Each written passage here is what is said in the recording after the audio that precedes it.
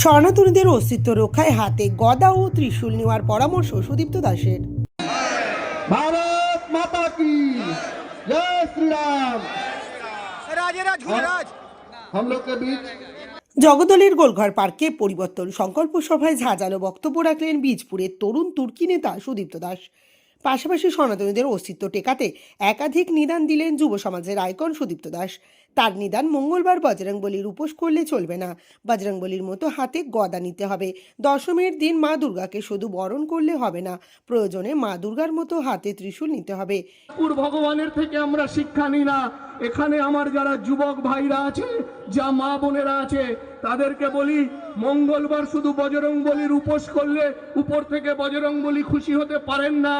মা বোনেদের বলছি, মা দুর্গার কাছে মানত করলে, দশমীর দিন তাকে বরণ করে গালে সিঁদুর মাখলে শুধু মা খুশি হতে পারেন না, বজরংবলীর মতন গদা নিতে হবে, মা দুর্গার মতন ত্রিশূল নিতে হবে।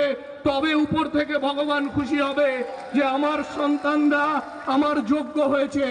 আজকে উপর থেকে আমাদের ভগবান, আমাদের মা আমাদের পরীক্ষা নিতে চাইছে যে আমার সন্তান যোগ্য হয়েছে কিনা, আমার সন্তান আমাকে রক্ষা করতে পারবে কিনা।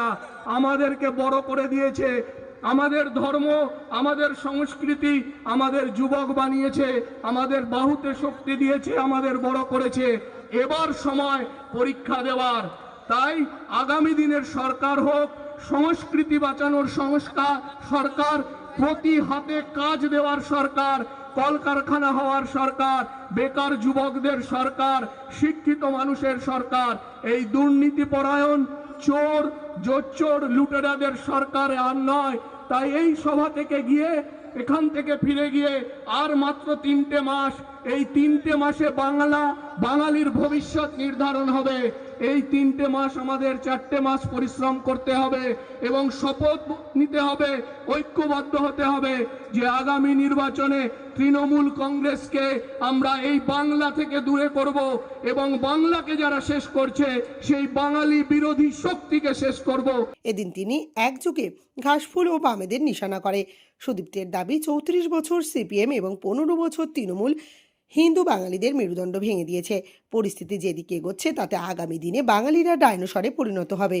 তার কথায়, একটা সময় যে বাঙালিরা স্বাধীনতা আন্দোলনে সক্রিয় ভূমিকা নিয়েছিল, আজকে সেই বাঙালিকে অন্যায় অত্যাচারের বিরুদ্ধে গর্জে উঠতে মোমবাতি মিছিল করতে দেখা যাচ্ছে।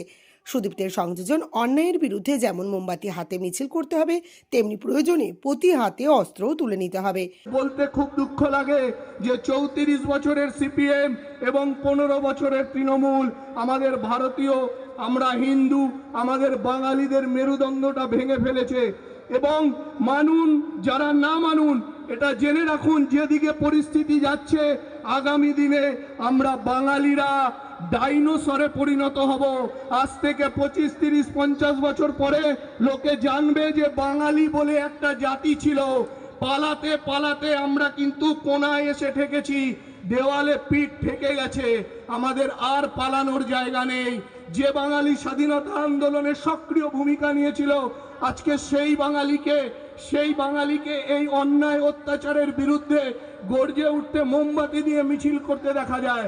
আমি বলছি, মোমবাতি মিছিল যেমন দরকার, প্রতি হাতে প্রয়োজনে অস্ত্র তুলে নিতে হবে।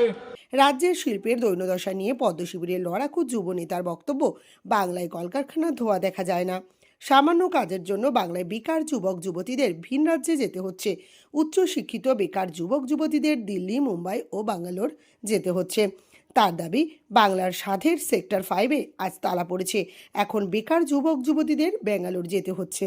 সেই ব্যবস্থার পরিবর্তন হবে। আজকে সারা বাংলা জুড়ে কোনো কলকারখানার ধোঁয়া দেখা যায় না। সামান্য কাজের জন্য বাংলার বেকার যুবক যুবতীদের বাইরের রাজ্যে কাজে যেতে হয়। আজকে যারা পড়াশোনা করে শিক্ষিত হচ্ছে, যারা উচ্চ শিক্ষিত হচ্ছে, তাদের দিল্লি, বোম্বে, ব্যাঙ্গালোর যেতে হয়। পশ্চিমবঙ্গে তাদের জন্য কাজ নেই। আজকে সেক্টর 5 অনেক সাধের জায়গা ছিল বাংলার, সেখানে শিক্ষিত ছেলেমেয়েরা, যুবকরা কাজ করত। সেই আইটি সেক্টর অর্থাৎ সেক্টর 5-এ আজকে তালা পড়ে গেছে। প্রতিটা যুবক যুবতীতে ব্যাঙ্গালোরে যেতে হচ্ছে। আমরা এই ব্যবস্থার পরিবর্তন চাই। সামান্য কাজ করার জন্য, আজকে দিনমজুরি কাজের জন্য কেরালায় যেতে হয়, অন্য রাজ্যে যেতে হয়, পশ্চিমবঙ্গে কাজ নেই। ভারতীয় জনতা পার্টির সরকার পশ্চিমবঙ্গে এই কারণে দরকার যে প্রতিটা হাতে, যুবকের হাতে কাজ থাকবে আর কানে সনাতনী পতাকা থাকবে। আমরা পেটের ভাতও জোগাবো এবং আমাদের সনাতনী অস্তিত্ব রক্ষা করব। কারণ কোনো জাতির অস্তিত্ব, জাতি যদি তার ইতিহাস ভুলে যায়, তার অস্তিত্ব শেষ হয়ে যায়। আজকে বলতে খুব